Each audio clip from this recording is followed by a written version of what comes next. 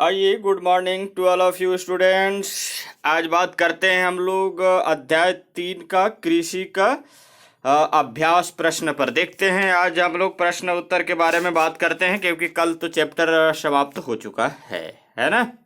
और इसमें बता दिया जाए कि कहाँ कहाँ किसका आंसर है, और कल सोमवार को टेस्ट भी होगा आपका, है ना। तो चलिए ध्यान दीजिए, कल आपका टेस्ट 10:30 बजे से होगा। या तो फिर आप लोग एक काम करिए कि बहुत कम लोग टेस्ट देते हैं, ये बताइए कि आपके पास जो है सभी लोग घर में कब रहते हैं, जैसे मोबाइल आपके पास तब मिल सके, है ना। तो आप अगर अपना टाइम हमारे पर्सनल व्हाट्सएप पर भेजें तो उसके अनुसार मैं फिर उस टाइम टेबल को चेंज कर सकूं, है ना। ठीक है, 10:30 बजे। अगर ये ऐसा होता होगा कि सभी लोग चले जाते हैं काम में अपने, तो इससे ज़्यादा बेहतर होगा या तो फिर शाम को रखें या फिर सुबह 7 बजे कर दें, 7:30 बजे, है ना। तो वो आप लोग टाइम उधर से भेजें, उसके हिसाब से फिर मैं देख लूँगा कि किस टाइम सब लोगों के पास ज़्यादातर कौन से एक टाइम मैच कर रहा है जो सब लोग उपस्थित रह पाते हैं, है ना। ठीक है, तो ये ध्यान देने हैं। 2 टाइम आप दीजिए, या तो सुबह टाइम में कितने बजे से कितने बजे आपके पेरेंट्स घर में रहते हैं जो कि मोबाइल आपको मिल पाता है, या फिर शाम टाइम कब से कब तक रहते हैं, है ना। क्योंकि शाम टाइम तो कितने बजे आ जाते हैं, क्योंकि रात भर तो रहते ही है ना। तो इससे ज़्यादा बेहतर है कि आप बताएं और टाइम कब से कब तक वो रह पाते हैं, है ना। ठीक है, तो चलिए आज हम लोग बात करते हैं ये अभ्यास प्रश्न पर। वैकल्पिक प्रश्न फिर आगे प्रश्न आते जाएंगे, बड़ा रोचक है। आइए देखते हैं, इस पर बात करते हैं। ठीक है, चलिए ओके। देखते हैं अगला एक क्वेश्चन है, देखिए अभ्यास में, है ना, वैकल्पिक प्रश्न में, है ना। देखिए पहला है कि भारत में सर्वाधिक भूमि पर किस ऋतु में फसलें बोई जाती है। ठीक है, अगर आप ईमानदारी पूर्वक अगर सभी लेक्चर को आपने सुना होगा तो अवश्य इसे बना लेंगे आप। ठीक है, अब आपको मैं बता रहा हूं कि क्या बोल रहा है, भारत में सर्वाधिक भूमि पर किस ऋतु में फसलें बोई जाती है। आप ये बताइए कि हमारे पास भारत में टोटल इतना भूमि है। ठीक है, अभी आप आंसर आप खुद बता लेंगे, मैं सिर्फ इसका कॉन्सेप्ट बता रहा हूं आपको, उस कॉन्सेप्ट के आधार पर आप खुद बता लेंगे। देखिए भारत में सर्वाधिक भूमि का बात कर रहा है, किसका, भूमि पर किस ऋतु में फसलें बोई जाती है। अब आप देखिए कि मैं यहाँ पे बता रहा हूँ आपको कि इतना बड़ा भूमि है, इतना बड़ा भूमि है। इस भूमि पर अगर पूरे भूमि पर फसल बोना है तो क्या चाहिए, बारिश, वर्षा हो, अर्थात पानी की सुविधा। बात समझ गए, किसकी सुविधा, पानी की सुविधा। ठीक है तो पानी की सुविधा कब मिलता है, पूरे एरिया में। ये आपका जून जुलाई में, अर्थात मानसून के आगमन पर। किसके आगमन पर, मानसून के आगमन पर, मानसून के आगमन पर। तो आप बताइए कि जून जुलाई में बरसात के ऋतु में कौन से फसल ऐसा बोया जाता होगा, या कौन से फसल ऋतु है जो पूरे भूमि पर उत्पादन किया जाता है। अब एक कंडीशन और, एक तो आप समझ गए कि ये मानसून जब बारिश होगा तब लगभग पूरे भूमि पर, यानी मैं कहूँ तो 95% भूमि पर खेती की जाती है। ठीक है, एक कंडीशन हुआ ये। अब दूसरा कंडीशन आप समझिए, दूसरा कंडीशन है कि ठंडी के दिनों में, कौन से दिनों में, ठंडी के दिनों में अब वही फसल, यानी वहीं उसी भूमि पर फसल लगाया जाएगा जिस भूमि पर सिंचाई की सुविधा उपलब्ध हो, जैसे पानी उपलब्ध हो, जैसे नदी इसमें बह गई तो ये वाला भाग जो नज़दीक होगा वहाँ तो ठंडी के दिनों में फसल लगेंगे, लेकिन ये वाला भाग में नहीं लगेगा, ये भाग में भी नहीं लगेगा। लगभग 50% समथिंग भूमि पर ठंडी के दिनों में खेती होता है, लगभग। ठीक है, क्योंकि हमारा सिंचाई की सुविधा 45% कर दिया गया है, तो मैं मान लेता हूं कि लगभग 50% भूमि पर। अब आप देखिए, तो ठंडी के दिनों में कौन सा फसल लगाया जाता है? अब आपको याद आ रहा होगा कि रबी फसल लगाया जाता है, ठीक है। और बरसात ऋतु में कौन फसल लगाया जाता है? खरीफ। अब आइए थोड़ा सा और देख लेते हैं, एक कॉन्सेप्ट आओ। गर्मी के दिनों में सिंचाई की सुविधा वाला बेल्ट में ही लगाया जाएगा और वो पर्याप्त सिंचाई की सुविधा हो, तो गर्मी के दिनों में लगभग वही क्षेत्र में लगाए जाते हैं जहां पे बिल्कुल पानी उपलब्ध हो, अच्छे से उपलब्ध हो।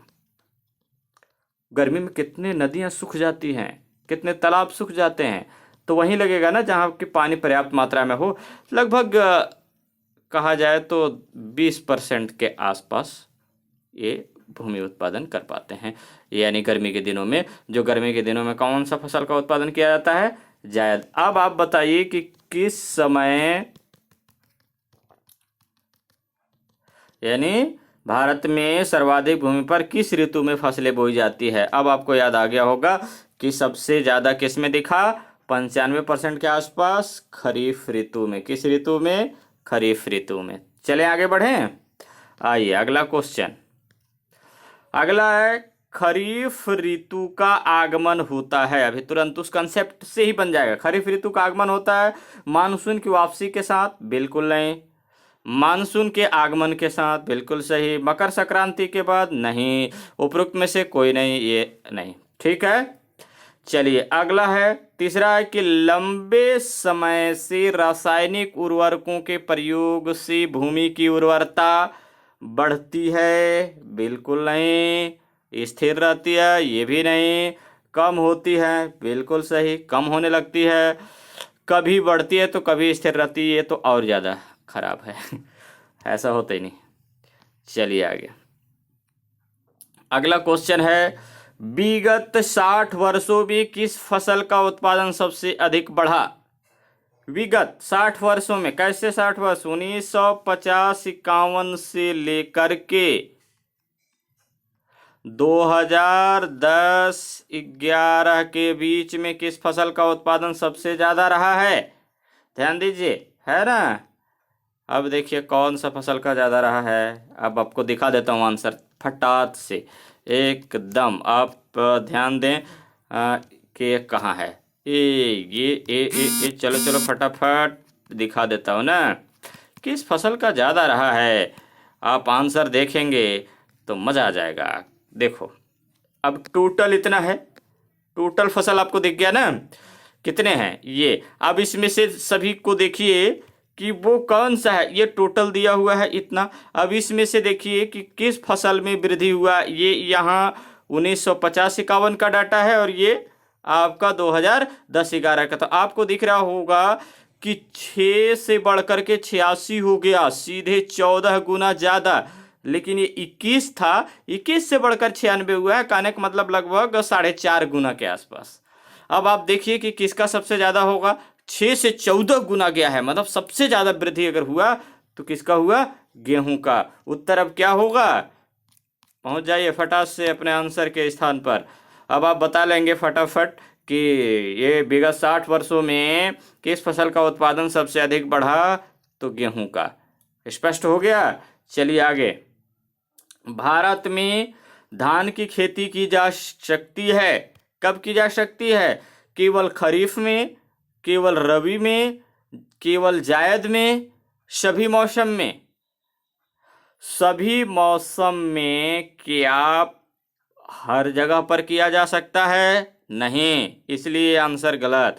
केवल रबी में किया जा सकता है? बिल्कुल नहीं। केवल जायद में किया जा सकता है? बिल्कुल नहीं। केवल खरीफ में, हाँ केवल खरीफ में धान का उत्पादन हर जगह पर किया जा सकता है, स्पष्ट रूप से। ये अब इसमें से प्रोमिनेंट मतलब सबसे ज़्यादा इम्पोर्टेंट कौन है? तो केवल खरीफ में। ऐसे आप केवल रबी में तो आप रबी के मौसम में बता देंगे कि पश्चिम बंगाल में हो तो रहा है, केवल जायद में हो तो रहा है इधर कुछ कुछ क्षेत्रों में। तो ऐसा नहीं है, जहाँ जहाँ पानी की सुविधा है वहाँ पे हो रहा है। जैसे मान लीजिए हमारे छत्तीसगढ़ के धमतरी में हो रहा है, तो उससे हमको मतलब नहीं है। धमतरी के एक क्षेत्र में हो रहा है ना, धमतरी के एक गांव में हो रहा है, क्या पूरे छत्तीसगढ़ में हो रहा है? नहीं हो रहा है, इसलिए वो भी नहीं होगा। और केवल रबी में सिर्फ पश्चिम बंगाल के वो भी कुछ क्षेत्रों में हो रहा है, पूरे पश्चिम बंगाल में भी नहीं हो रहा है, इसलिए वो भी नहीं होगा। तो सभी मौसम में नहीं होगा। सबसे प्रोमिनेंटली क्या होगा? केवल खरीफ में होगा। तो ये भी आपको दिख गया। हाँ, तो चलिए अब एक क्वेश्चन और मेरे तरफ से है कि भारत में धान की खेती की जाती है किस ऋतु में? खरीफ ऋतु में। तो अब आपसे पूछा जाएगा भारत में गेहूं की खेती किस ऋतु में किया जाता है? रबी में। बता लेंगे। भारत में खीरा ककड़ी और कहा जाए खीरा ककड़ी के अलावा सब्जी वगैरह का खेती किस ऋतु में किया जाता है? तो लगभग लगभग सभी मौसम में सब्जी का खेती किया जाता है, लेकिन खीरा ककड़ी का ये जायद वाला यानी गर्मी के ऋतु में ज़्यादातर होता है, तो इसलिए ये होगा। ठीक है, चलिए आगे। अब हम लोग आगे बात करते हैं, है ना? देखते हैं आगे क्या है। अब आइए आगे।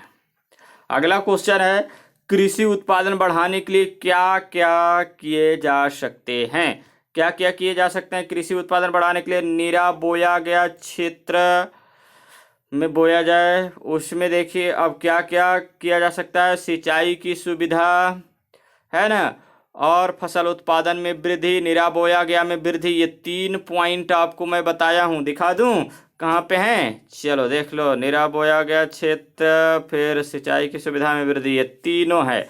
और यही तीनों उसके आंसर में ये तीनों पॉइंट होंगे कि नीरा बोए गए क्षेत्र में वृद्धि, सिंचित भूमि में वृद्धि और उत्पादकता में वृद्धि किया जाए, है ना? चलिए, तो ये आंसर आपने देख लिया। अब आइए आगे। अगला क्वेश्चन है आपका, क्या औद्योगिक व्यवस्था पर किसानों की निर्भरता बढ़ती जा रही है? हाँ, बढ़ती जा रही है। कैसे? क्या औद्योगिक व्यवस्था पर किसानों की निर्भरता बढ़ती जा रही है? हाँ, बढ़ती जा रही है। आज लोग जो किसान अपने हल यानी बैल के माध्यम से कार्य करता था, यानी खेती करने का काम हल चला करके करता था, वो आज किस पर निर्भर हो गए? ट्रैक्टर, टेक्नोलॉजी, ट्रैक्टर पर, है ना? ट्रैक्टर पर निर्भर हो गए। लोग फसल का जो है उसका दाना जो होता है ना, अनाज निकालने का काम खुद बैल से ही करते थे। मिसाई का काम, जो कि मिसाई का काम अब खुद मशीन कर रहे हैं। धान का मिसाई काम मशीन करने लगे, धान की कटाई मशीन करने लगे, गेहूं की कटाई मशीन करने लगे। रासायनिक खाद का उत्पादन टेक्नोलॉजी के माध्यम से होने लगा, और उससे आएगा दवाई का छिड़काव जो होगा उससे भी टेक्नोलॉजी के माध्यम से होगा। तो आज लगभग लगभग मैं कहूँ तो 85% लोग ऐसे हो गए जो कि अब कृषि कार्य में टेक्नोलॉजी पर निर्भरता बढ़ती जा रही है। ठीक है, चलिए आगे बात करते हैं। अगला क्वेश्चन, विकसित देश अपने किसानों को अनुदान देते हैं, इसका भारतीय कृषि पर क्या प्रभाव पड़ेगा? क्या विकसित देश अपने किसानों को अनुदान देते हैं, इसका भारतीय कृषि पर कोई प्रभाव पड़ेगा? बिल्कुल प्रभाव पड़ेगा, और बहुत बुरा प्रभाव पड़ेगा। देखिए, विकसित देशों का किसान को जब अनुदान मिल जाता है, अमेरिका की बात करें तो धान के उत्पादन में 47%, गेहूं के उत्पादन में 47%, लेकिन ब्रिटेन का बात करें तो धान के उत्पादन में 48%, लेकिन गेहूं के उत्पादन धान के उत्पादन में 48% ब्रिटेन, और गेहूं के उत्पादन में 32% जो है अनुदान दे रहा है। कहने का मतलब कि 100 रुपये अगर किसान का लगा उत्पादन करने में, तो उसे 32 रुपया सरकार दे देगी, तो उसका टोटल फसल का उत्पादन में लागत कितना लगा? तो 68 रुपये लगा। लेकिन अगर यहीं जापान की बात करें तो जापान लगभग 85 यानी 80% के आसपास, कितने परसेंट? 80% के आसपास, 80 से 85% के आसपास धान उत्पादन में लोगों को क्या दे देता है? अनुदान दे देता है, यानी 100 रुपया लगा तो 85 रुपया सरकार दे देगी, वापस हो जाएगा। उसका लागत कितना लगा, मात्र 10 से 15 रुपए लगा, है ना, 15 रुपए लगा। अब 15 रुपए लगा तो स्वाभाविक सी बात है कि 1 क्विंटल धान के उत्पादन में अगर 15 रुपया लग रहा है, यानी 1500 लग रहा है, जहाँ पे आपका लग रहा था 10,000, अब वहाँ 1500 रुपये लग रहा है, तो स्वाभाविक सी बात है कि आपका फसल क्या होगा, सस्ता होगा, है ना। और गेहूं के उत्पादन में जापान की बात करें तो 99%, कितने परसेंट, 99%, जो कि 1% सिर्फ किसान का लगता है, बाकी 99% वहां का सरकार अनुदान दे देती है। सोचो कि उसका गेहूं का उत्पादन, अगर 1 क्विंटल उत्पादन करने में उसे 100 रुपया लगता है, मान लीजिए एक उदाहरण के रूप में अगर 100 रुपया लगता है, तो सोच लीजिए कि 99 रुपया सरकार दे देती है और 1 रुपया, तो 1 रुपया में 1 क्विंटल गेहूं मिल जा रहा है, तो कितना सस्ता हो गया, अब सोच सकते हो, यानी 10 पैसा किलो के हिसाब से हो गया, अब सोच सकते हैं। और हमारे भारत में अगर हम बात करें वो तीनों देश को तुलना करते हुए, तो भारत में देखिए कि गेहूं और धान दोनों पर लगभग 1 से 2% का टैक्स लगता है, और यहाँ उत्पादन में हमारा जो है किसी भी प्रकार को किसान को कोई अनुदान नहीं दिया जाता है। तो किसान को अगर 1 क्विंटल उत्पादन करने में अगर उसे 1,000 रुपये लगता है, तो इस पर जो है भी 1% का टैक्स लग जाएगा, तो 100 रुपया और होगा, लगभग 1100 रुपया उसका जो है पड़ जाएगा फसल के उत्पादन में। अगर वो व्यक्ति मार्केट में बेचेगा तो 15 रुपया यानी 12 रुपया 13 रुपया से कम अगर बेचेगा तो घाटा होगा कि नहीं होगा। लेकिन वही जापान का व्यक्ति अगर ये मार्केट में अपना गेहूं 8 रुपया भी बेचेगा तो घाटा होगा उसको, कभी घाटा नहीं होगा। क्यों नहीं होगा, क्योंकि उसका उत्पादन क्षमता में, यानी कहा जाए उत्पादन लागत में सरकार अनुदान दे दी है। तो स्वाभाविक सी बात है कि वो अगर 1 रुपया केजी के हिसाब से उसका अनाज पड़ता है, तो वो 5 रुपया केजी भी बेच सकता है। लेकिन हम तो नहीं बेच सकते ना, हम भारतीय नहीं बेच सकते, क्योंकि हम भारतीय तो इस पर टैक्स भी दिए हैं, और हमें जो है बिल्कुल हम घाटा में चले जाएंगे, अपना पूंजी, घर का भी पूंजी चला जाएगा। तो वही बात हो जाएगा ना कि अपना घर का भी फ्री में बेच देना, तो ऐसा नहीं होगा। ठीक है, वो आप लिख पाएंगे। अब अगला, ये नलकूप द्वारा अत्यधिक सिंचाई के क्या दुष्परिणाम हो सकते हैं। आपको दुष्परिणाम के बारे में मैंने बताया था कि अगर सिंचाई अत्यधिक किया जाए नलकूप के द्वारा, तो स्वाभाविक सी बात है कि भूमिगत जल क्या हो जाएगा, लगातार नीचे गिरता चला जाएगा। जो ट्यूबवेल आप 100 फीट नीचे भूमि के अंदर अगर खुदवाते हैं, यानी 100 फीट में पानी आपको पर्याप्त मिल जाता है, लेकिन अगर लगातार ये सिंचाई सुविधा आप ऐसे करते रहें, तो स्वाभाविक सी बात है कि ये पानी का स्तर नीचे चला जाएगा, और जब नीचे चला जाएगा तो जहाँ 100 मीटर में मिल रहा था वो अब मिलेगा 200, 150 ऐसे मीटर में। तो आपका नल क्या हो जाएगा, सूख जाएगा, जल स्तर क्या हो जाएगा, कम हो जाएगा। इसलिए ये काम ऐसे नहीं करने हैं, संतुलित सिंचाई करने हैं। ठीक है, चलिए, जितना रिचार्ज होता है उतने ही इस पर सिंचाई करने की सुविधा होनी चाहिए, यानी सिंचाई करते रहना चाहिए, नहीं तो आपका जो है पानी की कमी हो जाएगा, फसल वहाँ पर उत्पादन हो नहीं पाएंगे। अगला, ये 5वां क्वेश्चन है, भूमंडलीकरण का क्या अर्थ है। भूमंडलीकरण का अर्थ मैंने कल बता दिया था कि भूमंडलीकरण से आशय है कि किसी देश की अर्थव्यवस्था को विश्व की अर्थव्यवस्था के साथ समन्वय करना और व्यापारिक क्षेत्र में बिना रोक टोक के अंतर्राष्ट्रीय व्यापार किया जा सके, ऐसे क्षेत्र को, यानी ऐसे भाग को जो है भूमंडलीकरण कहा जाता है। अब आइए अगला, कृषि नहीं होने पर आपके जीवन पर क्या प्रभाव पड़ेगा, चर्चा कीजिए। आइए चर्चा कर लेते हैं, कृषि नहीं होने पर आपके जीवन पर क्या प्रभाव पड़ेगा। अगर कृषि नहीं होगा, आपको भोजन कहाँ से मिलेगा। अगर किसान न हो तो आपको जो है, जो फसल उत्पादन करके आपको धान, मक्का, गेहूं, है ना, उड़द दाल के क्षेत्र में, है ना, खीरा, ककड़ी, सब्जी, ये सब नहीं मिल रहे हैं, मिल जा रहे हैं जो, अगर ये ना मिले तो क्या होगा, आप भूखों मरोगे नहीं, भूखों मर जाओगे, हमारा अस्तित्व ये खत्म हो जाएगा।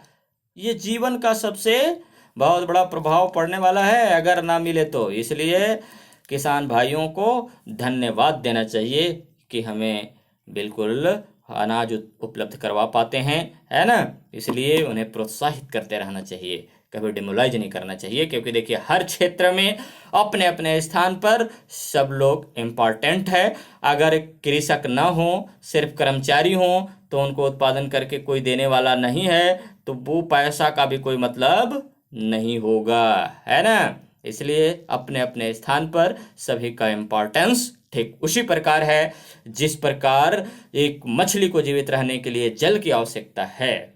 ठीक है, तो वही बात है। आइए आगे बात करते हैं।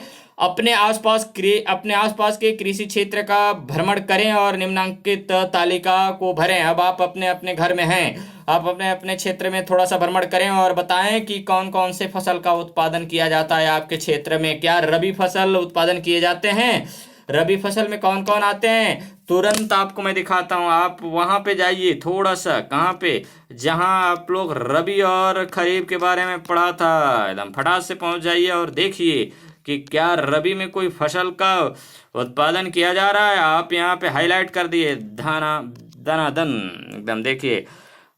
खरीफ का, ये खरीफ वाला में देखिए कौन कौन से फसल, धान, मक्का, जवार, बाजरा, मड़ुआ, तुअर, मूंग, उड़द, तिल, ये पूरे के पूरे जो है आपका ये ऐसा। अब आपको दिख गया होगा, धान, मक्का, जवार, बाजरा, मड़ुआ, तुअर, मूंग, उड़द, तिल, मूंगफली, सोयाबीन कब बोया जाता है?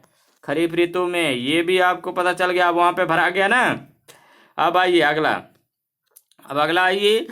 आइए कि रबी के समय देख लीजिए यहाँ पे कौन कौन से फसल बोई जाती है रबी में। अब यहाँ से देख लो, रबी के प्रमुख फसलें हैं गेहूं, जौ, तुरिया, सरसों, अलसी, मसूर, चना आदि। ये बिल्कुल आपको हाईलाइट आंसर मिल गया ना। चलिए, ये रबी के फसल हैं। उसके बाद जायद में आ जाइए। जायद में कौन सा? गर्मी के दिनों में देखिए इस मौसम की प्रमुख फसल खीरा, ककड़ी, तरबूज, सब्जियां आदि हैं। ठीक है, तो इस तरह से यहाँ पे आपको आंसर मिल गया। चलिए, ये सब आंसर हो गया, तो इसलिए आप सब पढ़िए अच्छे से। एक बार इस वीडियो को पूरे शुरू से लेकर अंत तक फिर सुन दीजिए और कल आप टेस्ट का भरपूर आनंद लीजिए। धन्यवाद। बस आज इतना ही। उसमें से एक दो क्वेश्चन आपको करके अभी भेजना है। मैं बता देता हूँ आपको थोड़ा सा। इसमें आपको कर लेना है क्वेश्चन कि कृषि उत्पादन बढ़ाने के लिए क्या क्या किए जा सकते हैं। ठीक है, और एक है नलकूप द्वारा अत्यधिक सिंचाई के क्या दुष्परिणाम हो सकते हैं। ये दो क्वेश्चन आप कर लीजिए और भेज दीजिए। ठीक है, चलिए धन्यवाद। बस आज इतने ही बात करते हैं, बाकी हम अगले दिन बात करेंगे, है ना। और आप ध्यान रखिए कि टेस्ट का एनालिसिस भी जाएगा, मतलब जितने टेस्ट लिया जाएगा उसका टेस्ट एनालिसिस का पिछला वीडियो देख लेना जो नहीं देखे होंगे। ठीक है।